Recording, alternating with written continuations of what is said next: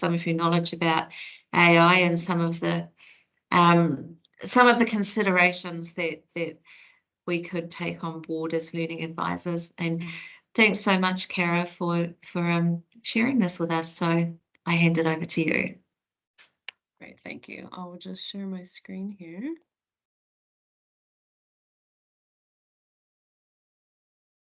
Everyone see that okay? Yes.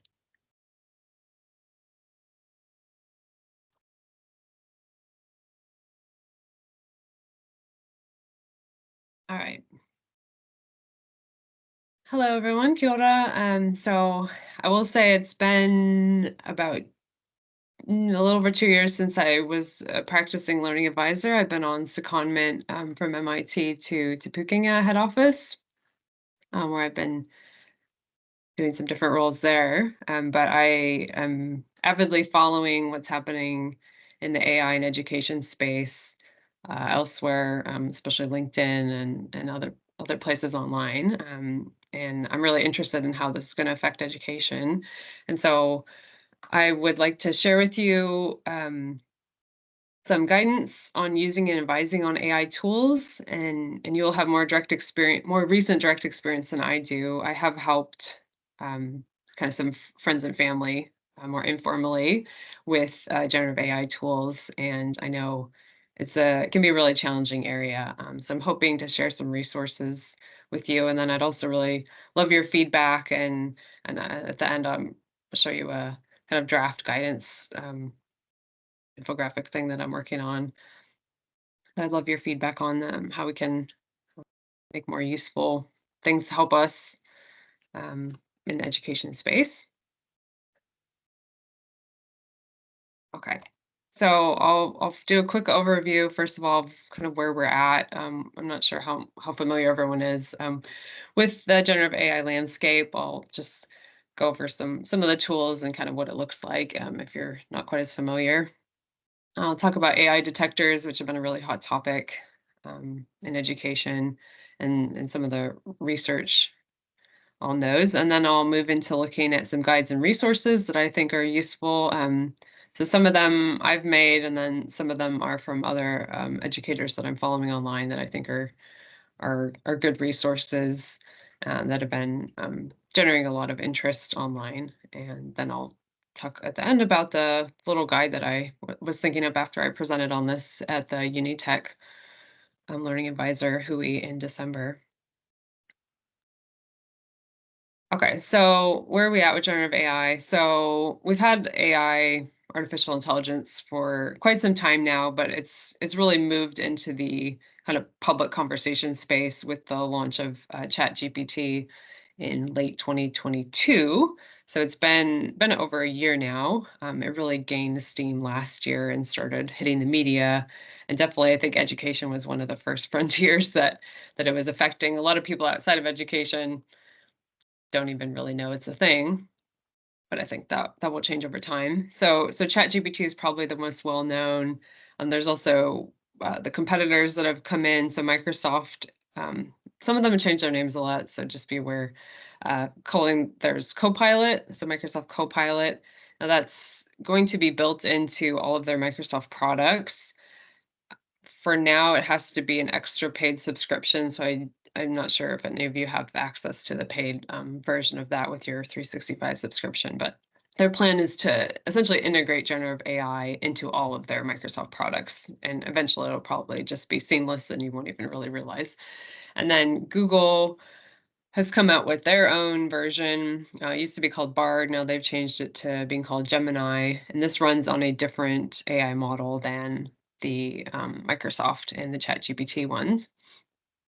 But they all essentially work the same. So I've given a little example here on the right. Some of them you have to make an account, some of them you don't. You give them what's called a prompt, or you write something. It can be a question, or it can be just giving it a command, telling it to do something.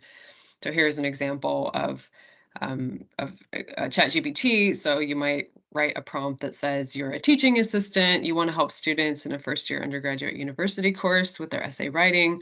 You're going to deliver a 45-minute workshop to a group of students. Create a lesson plan to teach these students about how to write a 5-paragraph essay. Include examples from New Zealand. And you'll hit enter, and then essentially the AI will try to do what you asked it to. And if it's something that is like pretty templatable, or would you think of like not very, it can do creative stuff, but it's really good at doing things that it was trained on. So, and it was trained on the internet and sites like Wikipedia. So it will have a lot of training data. And so the keywords here, like teaching assistant, students, undergraduate, lesson plan, it uses all of that information to try to answer your question or to give you what you want. And it will do this within seconds. I mean, it's really quick. And so here it's given me a title for a workshop, Mastering the 5-Paragraph Essay, Guide for First Year Students. And it's followed a lesson plan kind of format. So it's given some learning objectives, what materials I'll need, and then and then it keeps going past this, but it gives me a plan, and it will even break it up into, how many minutes to spend on this kind of topic, and it'll bullet point everything out for me. And so as you're probably aware, like this is a massive challenge for education because things that used to be, you know, require thoughts and require time and effort and writing skills and all of those kinds of things now can just be done within seconds. And so this is the challenge that education is having to grapple with. But on the flip side, it can also be a really useful tool. So I'm taking the perspective that it can be a useful tool. How can we harness it for ourselves and for our students? So this is the text-based AI. Down at the bottom left, you'll see Adobe Firefly and Copilot Designer. So AI can also create images, and it's now moving into video as well and audio, like music. So you can use Firefly or Microsoft Copilot Designer to do essentially what I've done here, the same thing, and use a prompt to make any image that you want and customize it. And I'll show you an example of that later. And so it's not just the text world that is at risk here. This is pretty much all creative endeavors. And the technology is rapidly advancing. So even what we're talking about today, in a few weeks or a few months can already be changing. So it is a challenge to keep on top of it, I will say, even if you're trying really hard. So, given that, what are the kinds of tasks that this technology could help learning advisors like us with? And so these are just some examples that I've thought of. So, planning workshops. So, that previous example, if you need to do an essay workshop and maybe you haven't done one before, or you just want to have something fresh, it can easily help you plan workshops. Create presentations. That's a big part of the role. And there's a lot of new presentation software coming out that promise to help you pretty much make a whole presentation about any topic for you. Can help you give feedback on existing presentations. So it's not just about creating new things. You can also give it what you already have and ask it to give you feedback, kind of like how we ask students, or we give feedback to students on their work. So you can also use AI to help you make your own things that you already have better. It's good at creating discussion questions, things like quizzes, stuff that can take a lot of time for educational resources can do very quickly. Titles, I hate making titles, so I really love this ability to just put in, here's my topic, come up with some titles, give me a list of 10 titles. So that's a huge lift off me. Writing emails, again, those kinds of formulaic tasks it's really good at. It's good at brainstorming ideas for all different kinds of things, gamification activities, helping, what are ways to make something more friendly for students with disabilities or dyslexia. It can give you, brainstorming ideas about those kinds of things. Helping with reflection. So you can ask it to help you think about your practice or think about things that you've done and help guide you through that process of reflection. And then getting into a little more advanced things, it's actually really good at data analysis. And so if you have data, now it needs to not have any sensitive personal information on there, but if you have data on, say, learning advisor appointments and you're wanting to look at what are some trends and patterns, like how could we shift around what we're doing, or maybe this time is less used than this other time, you could feed it that kind of information, like spreadsheets, and analyze your data for you and find insights that you might not have thought of. And then I just kind of mentioned this before. It can help us make our teaching more inclusive and accessible. And so even if we do our best, there's always different things that we haven't heard of or haven't thought of that we could ask it to give us feedback on. I'm doing this with a student or I'm doing this with this class. How could I make it more inclusive or accessible? And it can, share things that maybe we hadn't thought of before. Now, what can it help students with? And this is the challenge, right? So that first one, it can do their writing for them. This is probably where a lot of the attention and a lot of conversation has been on this point, is the cheating conversation, because you can just ask it to, write me a 5-paragraph essay on this topic and feed in whatever your lecturer assigned you into the AI and have it do the whole thing. And that's not where we want to be at with students, because how are they supposed to learn and develop and grow if they are just, having it do the work for them and then copying and pasting it?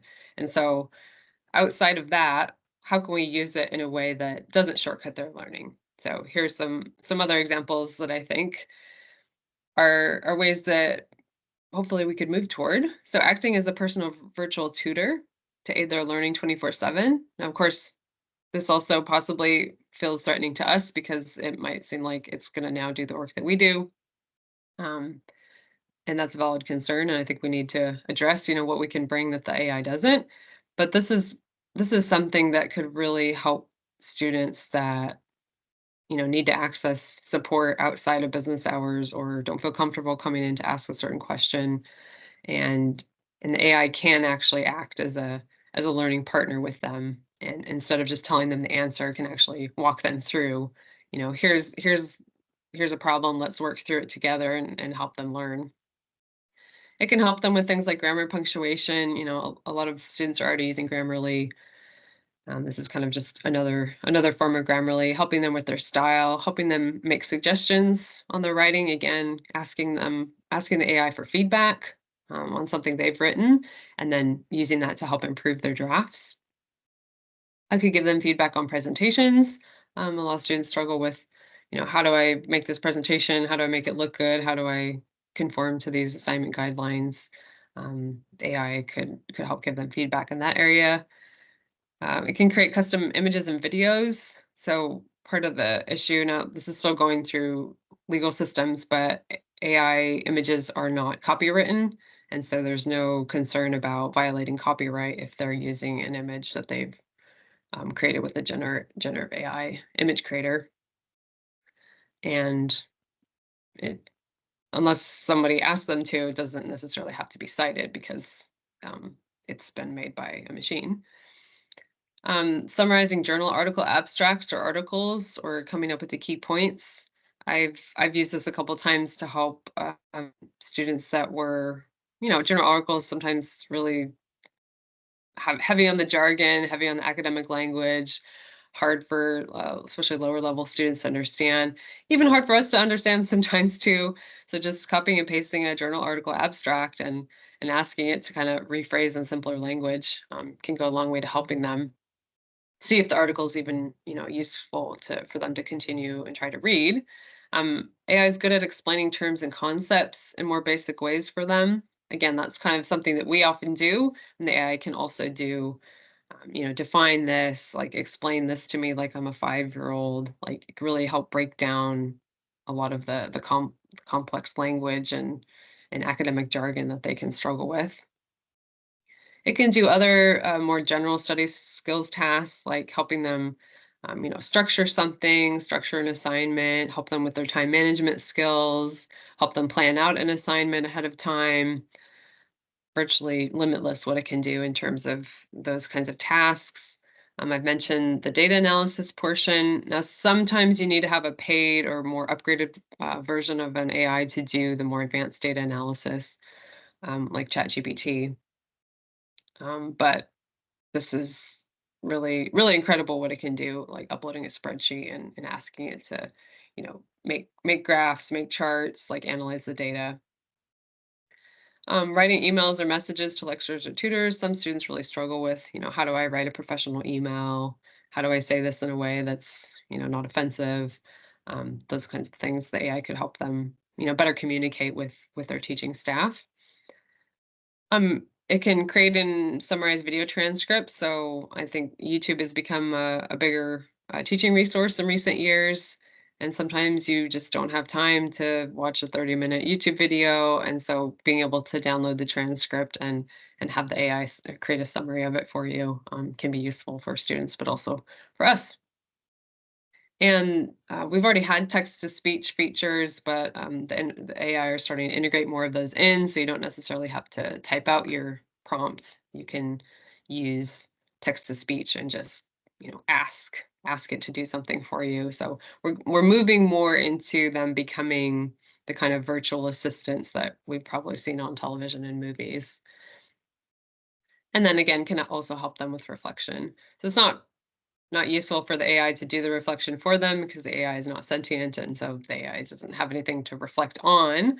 But in terms of helping them, maybe with some sample questions to get them thinking and to prompt their thinking about reflection, that's where the AI could probably be useful.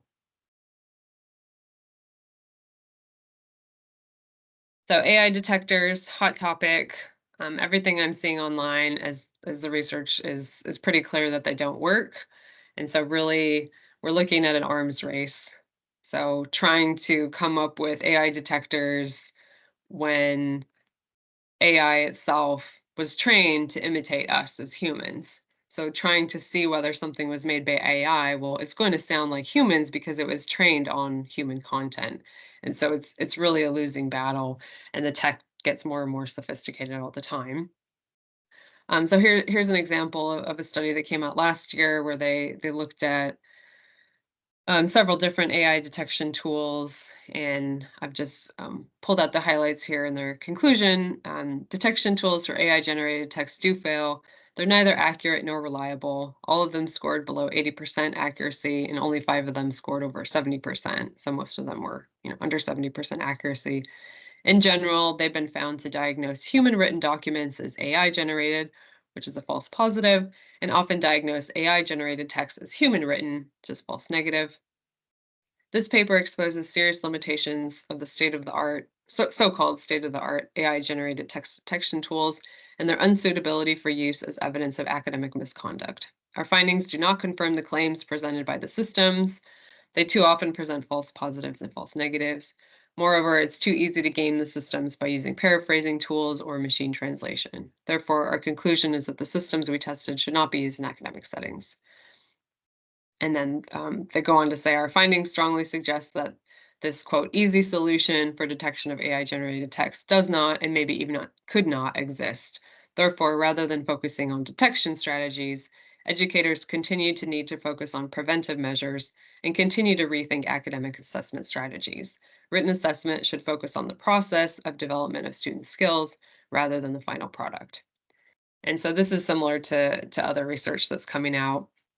So just the accuracy rates aren't there. They're unreliable, and as I talked about here, students are catch on pretty quickly, and so if they see that something is starting to be flagged, they can run it through another AI tool and introduce mistakes. So you can tell it to, add some spelling errors, add some mistakes in your prompt, and that will help make it less likely that it can be detected. But there's also equity issues here. So research is showing that these detectors tend to flag ESOL students writing more often because they're writing in a maybe more formulaic way because of how they learn English. And so they're tending to get hit more often with these tools. And then the students that have more access to means, maybe upgraded versions of the tools, they're able to essentially game the system and figure out how to make sure that it doesn't get caught. And so that becomes a real equity issue. And there's also just a lack of information about how they work. So like even Turnitin has been very squirrely about how actually it works, how do they tell? And essentially, unlike, say, if someone copies and pastes something from Wikipedia and puts it in their paper and Turnitin flags it as, as a similarity, there's no way to actually prove that something was AI generated or not, because every time you ask an AI tool to make something, it's making it unique and original right then for you. So there's no real copy and paste to look for. It's just these tools are essentially seeing if things are more formulaic. There's some words that tend to be used by, say, ChatGPT more often. So it becomes tricky to, first of all, accuse someone of having used an AI tool to do their work when the accuracy rate is so low. And then how do you prove that, when you can't really trace back? Um, so this is the issue that's going to continue to be a problem for education, because these companies are happy to, take a lot of money to sell us all of these tools and to say, you can use this just the same as you used your plagiarism detectors before, but it's really a whole new ball game. And it's leading to a lot of student anxiety, when they get accused of, cheating and they didn't cheat, or they used the tool to help them, but they didn't have it do the whole work for them. So that's kind of that conversation. So, okay, well, where do we go from here? So I found this is really useful. This is research. Someone I follow, Leon Furtz, he's out of Australia doing PhD in education, and so he and his co-authors have come up with this AI assessment scale to try to give students some guidance around when it's okay to use AI, how much they should be using AI, because students are really crying out for guidance. Like, we don't want to cheat, right? Most of them want to do a good job, want to, be ethical.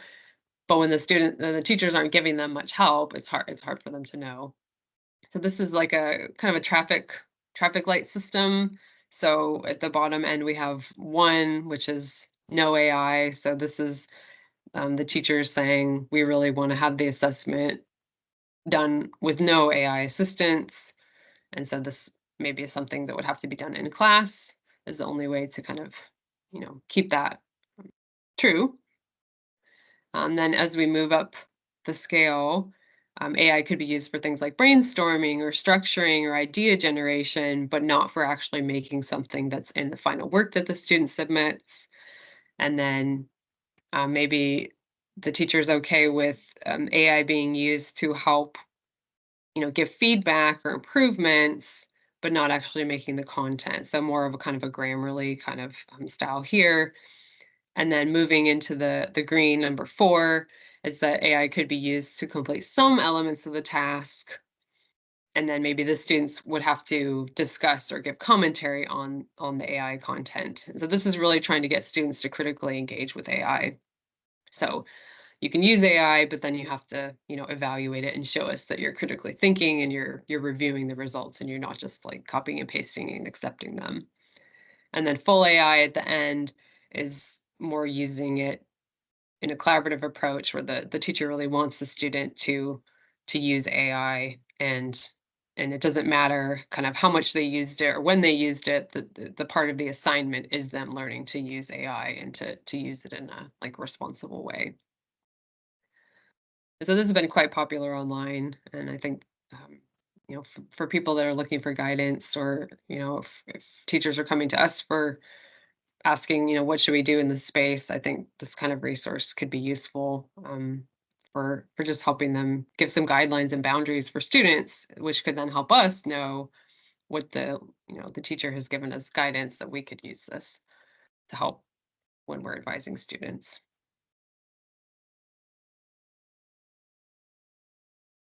I'll make this bigger in a second. So this is the AI literacy framework that I've come up with, and so I came up with this last November. And so what I did was I took what UNESCO has developed in previous years as a digital literacy framework, and so I mapped on similar skills from the UNESCO framework onto what I think are AI skills, especially in the generative AI space, and made it into a nice little infographic. Um, so the reason why there's 7 is because there's 7 in the UNESCO guidance. And so there's no linear order. This is just how they had theirs arranged. So the first one was hardware and software. So I think part of being AI literate is knowing which AI tool to use. There's like a ton of them out there. And then being able to use their different features on different devices, because they can work differently and show up differently on different devices. The second one is information and data literacy. So this is where you'd be able to use AI to access new information, but also organize your existing information. I'm probably not the only one that has lots of unorganized data and folders and files and desktop places. So it would be great to be able to have more help with that as the systems get better. Being able to evaluate the AI output, this is really important. That is a critical component, not just accepting what it gives you, but knowing enough to question it. And then also being able to modify your technique, modify your prompting to improve its performance. So some people get stuck when they're first starting to play with the chatbot and it doesn't give them what they want and they kind of give up, like, oh, it gave me a bogus answer or whatever. Being able to get better prompts, refine your prompts, go back and forth with it so that it gives you actually more what you're looking for is a part of the skill. Third is communication and collaboration.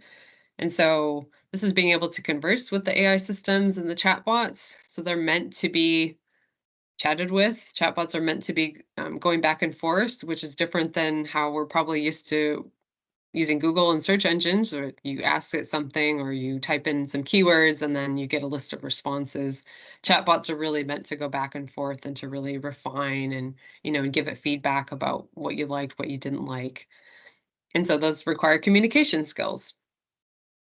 Being able to manage and share AI content, so collaborating with other people.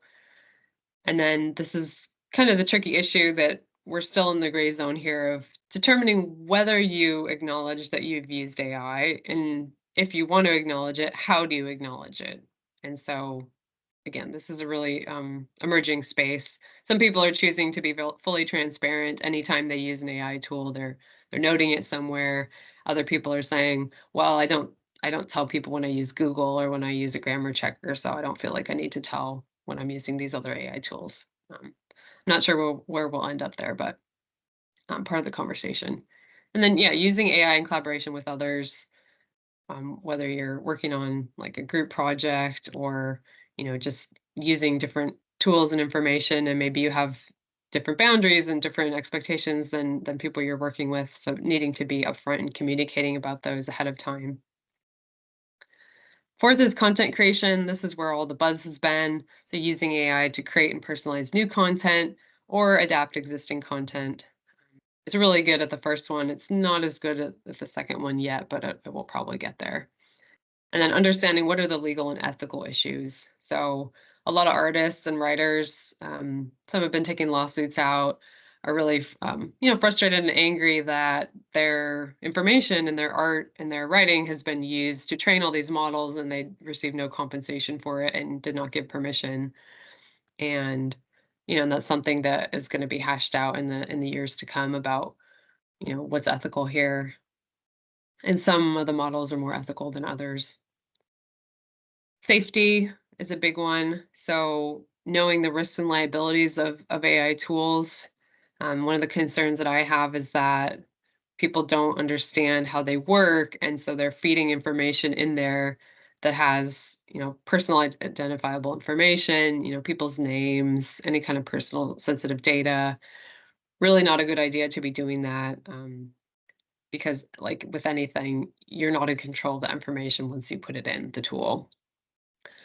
And so reviewing privacy policies for data usage is another thing. So do you want your information to be used to train the models, or do you want it to not use your information to train the models? And sometimes they bury those settings, like ChatGPT. It's a little bit difficult to find where you can toggle that on and off.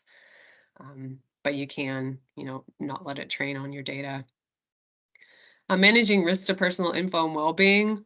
I think just like with the rise of social media and a lot of the mental health concerns, we do need to be aware that there are risks here with these tools, especially because they're really unregulated right now, that they're not causing harm to ourselves or to students that we're working with. So far, they're not made to be addictive in the same way that social media is, but can always change. Using AI in ethical ways and assessing environmental impact. These do take a big toll on the environment. They're pretty energy intensive to run these tools. And so, that's something to be aware of as well. Six is problem solving.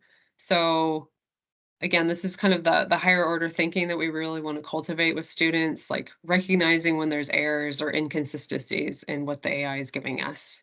And and to do that, you do need a bit of, domain knowledge, or you need to know enough to know what you don't know. And I think that's the challenge for especially younger people that don't have a lot of life experience or a lot of education background.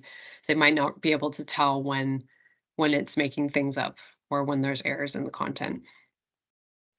Being able to identify and solve AI related problems. So if it's not giving you what you want, or something's not quite working, or it's having an error, knowing enough to know how to navigate around that. And then using AI to create insights and improve processes. So these are kind of, how could you help it improve your own life? How could you help it improve your business workflow? How could you help it, give you new insights you hadn't thought of before, that could, smooth out something that's causing, administrative irritation or something like that. And then knowing where your skill gaps are, and being open to continually learning, because these tools are going to keep changing and there's always going to be new things. And that can be really frustrating sometimes when you feel like you're always behind. But it's kind of the nature of the technological world we live in now. And then the final one is career competencies.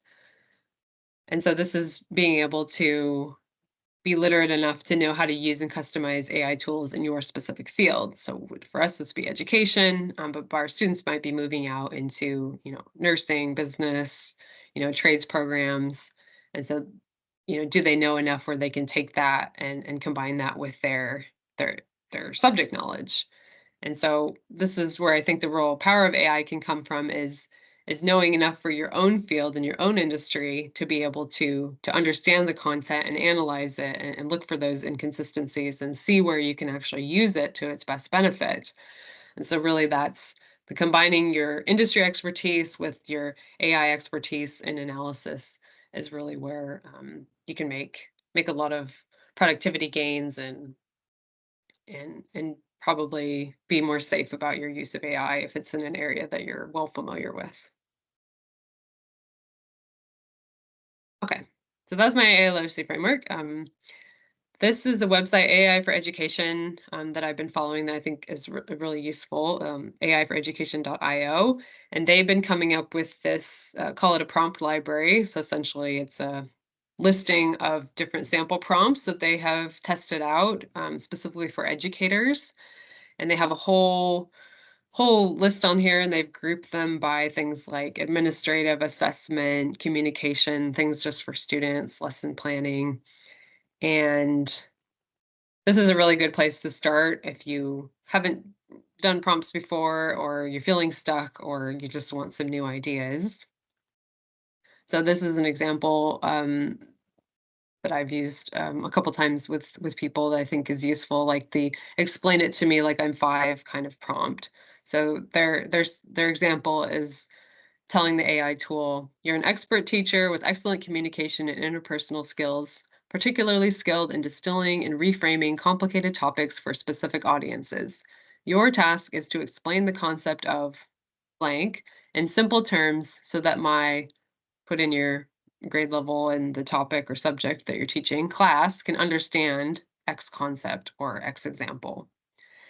And so this is a really general prompt that you could use for any kind of thing you're trying to explain that is maybe quite challenging, or it's difficult, or however you're doing it just isn't getting through to your audience.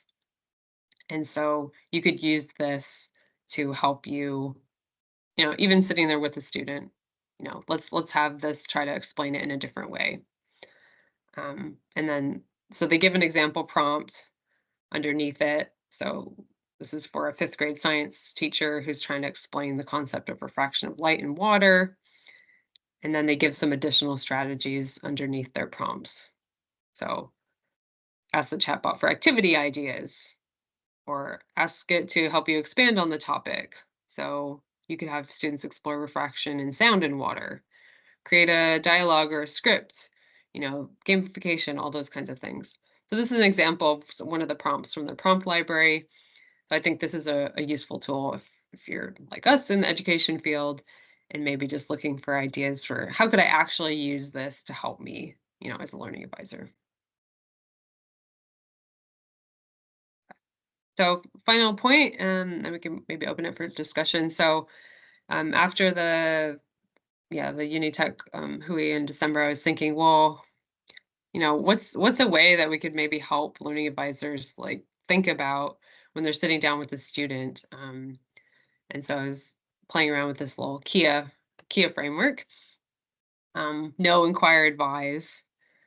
And so the first one would be know enough about AI tools to discuss with student. So if you don't know anything about the AI tools and a student comes to you and is asking about them, this will be challenging for you to, to be able to help them if you haven't used them yourself or you're not really familiar with what they're doing. 2, inquire. So this is where you'd want to ask about, does the lecturer or tutor have any policies or assignment guidelines? Are you allowed to use it? If you use it, do you need to disclose it? Do you need to cite it? Do you need to, show your sample prompts in an appendix? There's different ways that lecturers and tutors are asking students to engage with AI. So asking about those, just like we would ask about any other kind of, what's your assignment guidelines? What kind of referencing you're supposed to use? Like trying to make sure that we're being respectful of what the lecturer has requested. And, there's probably a lot of cases where the lecturer hasn't given them any kind of guidelines. And so the student is looking for, somebody to give them some kind of guidance about these things. And so 3 would be advise. This is our job, is to advise students. So how could we advise students about how to use these tools ethically and responsibly? Whether or not their lecturer has helped them in that space, maybe they've gotten something from that. But if they're looking for, can I use this in my assignment, or I'm already using it, like how could I be using it better to help me?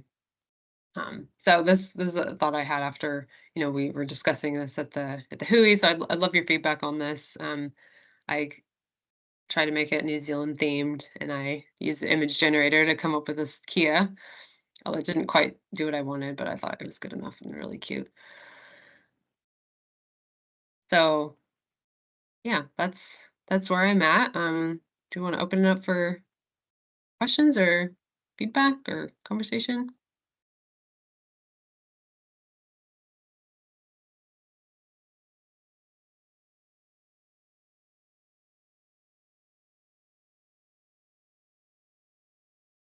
Thanks, Kara, for that. That's really a nice overview, and for linking into some of those resources, just to give a bit of structure to how to think about this, because it is so much to take on board and it is changing so fast, as you said. So that's, I have a feeling I'll be poking my head into what I've just screenshot into a document, if you don't mind.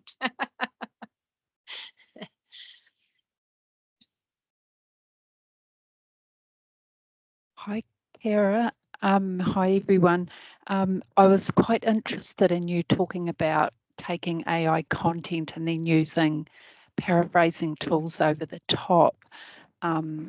So I had some recent experience with students using Grammarly, and others of you have probably had this too. So it generates AI flags because it's using the same type of tools as the text generating tools. So what it's come back to is that students, for it to be authentically their work, I've been saying to we need your voice, flaws and all, rather than something that's you've put through one of these like a grammar checker, but they can still use the tools and the editing guides in Word. And when in practice the students said they had used the Grammarly extension, and also some of them had used Quillbot, and some of them obviously had used Chat GPT or equivalent, because they had fake references as well. Yeah. And you could see the difference because you could see their ideas, you know, they were reflecting on personal experience, but it had an AI flag over it. So therefore they'd use something like Grammarly. So your traffic light, you know, your coloured chart, I think will be really helpful for that. Yeah, it's hard because I think like we might say on the one hand we want to hear your voice, but then on the other hand, we penalize you if you have incorrect grammar or it's too colloquial or, you know, like I was raised never to use I. And so it's kind of mixed messaging, I think, because we say, oh yeah, be authentic and we want it to sound like you, but if it's not perfect, you know, you won't get a good mark. So they're thinking in the framework of like, especially I remember, you know, helping students that aren't native English speakers, like they're like, oh, but you know, I want it to sound really good. I want it to sound like there's no mistakes in here because that's the goal that I'm aiming at. And so, yeah, it's I think it's going to be increasingly hard for us to tell students not to use these tools when they begin saturating the entire professional world. Like, well, but I'm going to be able, you know, I'm using it in my internship or I'm using it in my part-time job. Like, so don't tell me that I won't be able to use it in the real world because I know that I will. And then it's like, okay, well, yeah, how do we get more authentic assessment? And it's more authentic assessment takes longer to mark. That's just the reality. I noticed in Google Docs the other day that it was giving AI suggestions as well. So I think Word must be the only thing left. And so as soon as that's got AI in it, then there's nothing, is there? Yeah, one of the big influencers who's been leading a lot of the research, Ethan Mollick, he calls it the one button. Like the lure of the one button. He's like, when I go in there and it says write an email and it's just a button, like how can I resist just clicking a button and it's just going to do it for me? And it's like, yeah.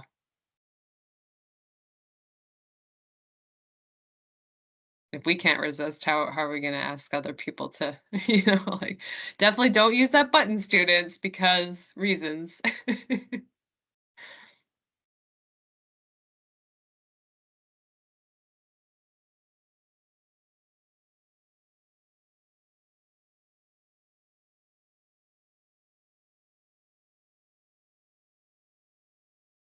Anyone have any examples of students using it in a like really successful positive way, like where they really found it helpful for their learning?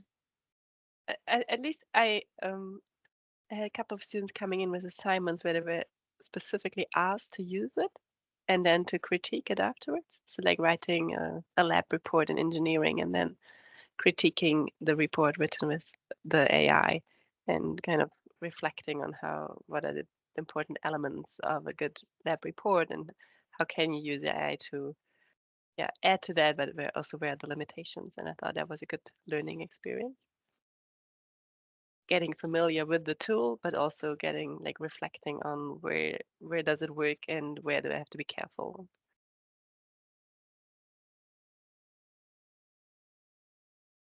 I think that's going to be a sort of general approach from UC. Not that all lecturers will adopt it, because I think it's still outliers that are doing what Dominique's talking about. Although I've worked with a couple of other people too who are doing similar kinds of things, where I think that the goal is to, or I think I'm not sure, it's not fully decided, but rather than having a policy, it's going to be how, because you can't detect it, you can't stop people using it, but how can we increase people's ability to use it well? You know, increase their literacy with these particular tools. I think that's where they're going to land, but I know there's a lot of lecturers that are absolutely not going to be happy with that approach either. So it gets a bit complicated. Yeah, I mean, I saw many examples where they really were asked to do different prompts and tweak their prompts and like adapt their prompts to they get to a better result. And I thought that was a good way of getting familiar with the tool, but also like learning how to use it correctly. It's a bit what you showed with the different prompt engineering or the prompt examples. Like you have to get used to using it and know how you can do a good prompt before you say it's not working for the task I wanted to do. So it's like easy to give a bad prompt, get a bad response, and then saying it doesn't work, and I don't use it anymore. But it's just knowing in which cases for which tasks it can be a good tool. I think this is what I've been observing from the sciences here a lot. How to use it. Yeah, I think it deceptively seems like it's just another Google, and it's not, but you can kind of use it like Google, but a lot of where the hallucinations and the errors are popping up is when people are using it like Google. And if you use it for a different purpose, not so much the information looking up kind of thing, but actually like using it to create something for you and giving it really specific, that's really where it shines. So I'd really like us to say, here's when it's great to use Google in a search engine, here's when it's great to use generative AI, or using them in tandem with each other, because they're not the same thing, even though it might look like the same thing. It might seem like it's giving you the same thing, like one of them is working totally different than like Google. But of course, Google also has their own, so the lines are quickly becoming blurred as they start merging their search engine with their generative AI, because of course Google's worried about their ad revenue, because their whole model is based on you searching and them serving you up ads. So if you're not using their search engine anymore, then how are they going to get money from you? So that's the next frontier, is how will they monetize these systems? Hi, Cara. Hi. I'd like. Oh, thanks for your talk, by the way. It's so thought-provoking. I'm share a similar view to you, and I think we all do, in that we'd like to kind of like give more kind of firm guidance around how to use AI, but we're typically stuck within institutions where that so my institution lets lecturers decide how they want students to engage with it, and so as a learning advisor I need to be aware of how all of those different cohorts should or should not be engaging with AI, which makes, giving any kind of guidance in that way quite difficult. But I'm curious about your experience thus far. How have you dealt with lecturers and guiding students, etc.? Well, so I haven't been a learning advisor for the past 2 years because I've been on secondment with Te Pūkenga. Sorry. So I've kind of been observing from the internet on what's happening, but I have helped a couple like family friends who are students like here and in the US. And that was my first question to them. I was like, oh, what does your lecture say? Want to be respectful of the guidelines. And in all the cases has been, they haven't said anything about it. It's not on the radar. And so to me, I say, okay, well, I would rather I explain it to you how to use it in a way that's healthy than to just let you off on your own, because you're going to be using it. Like, the students talk to each other. So I think it would be difficult. If a lecturer had banned it. I think if they'd banned it, it would probably be more a case of, you can kind of only use things like you would use a search engine or, Grammarly. Like, you can't have it making content for you, probably is what the lecturer is meaning by that. But I think if you could teach a student, even just quickly, like, here's things to watch out for, even showing them an example of maybe where it gets it wrong, like, I think that's a healthy way to start. Because my concern is that we've been down the road with Wikipedia a couple decades ago where, don't use it. That was the message, still the message some teachers are giving out. And so what happened is all of that just went underneath the radar. And so everyone uses it, but then they just pretend that they didn't use it. And I would rather us not make the same mistake with these tools and actually, teach a healthy use of them. Here's where they shine. Here's where there's problems. Use a critical analysis over everything, like you should with anything on the internet. Excellent point. And that's thanks my- for explaining. Yeah. Sure. Kia ora, Cara. This is Jackie from UC. Nice Hi, to see you. Jackie. Hi. Just adding to what Dominique said with the engineering lab report, one of the benefits of getting the students to use it from a information literacy viewpoint was that they had first-hand experience of how it makes stuff up and comes up with quite bogus stuff. So one thing that did intrigue me was that a lot of the students had not used ChatGPT at high school because they'd been explicitly told not to do it. So they didn't use it. So they didn't actually know how to use it, which I was kind of quite impressed that they had followed that advice. So yeah, but the lecturers also talked about ethical use of AI in the lecture. I attended one of the lectures when they launched this assignment. So yeah, I thought it was actually a well thought out exercise for them. So they got to use it, and they got to see that actually it wasn't an easier, softer way,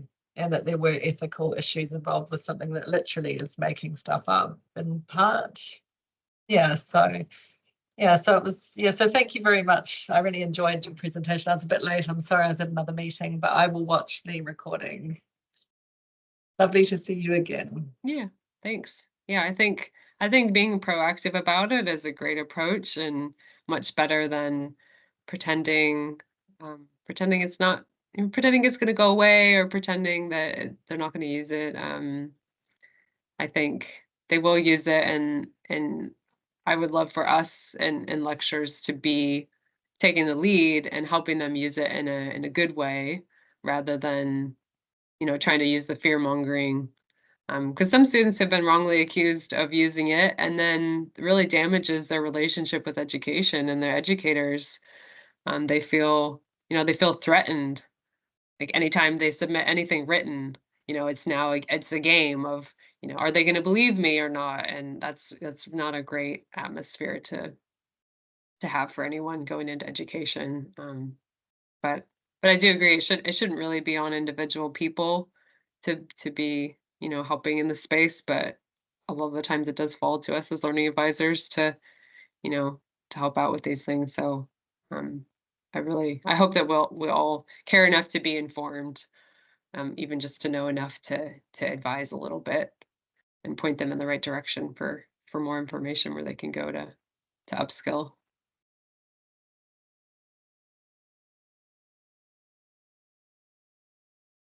Great. Well, thanks for coming, everyone. I can send out on the Chatlens group, like some of the links, if that would be useful to those places. And yeah, good luck on your AI journey. Thanks, Kara. All right. See ya. Bye.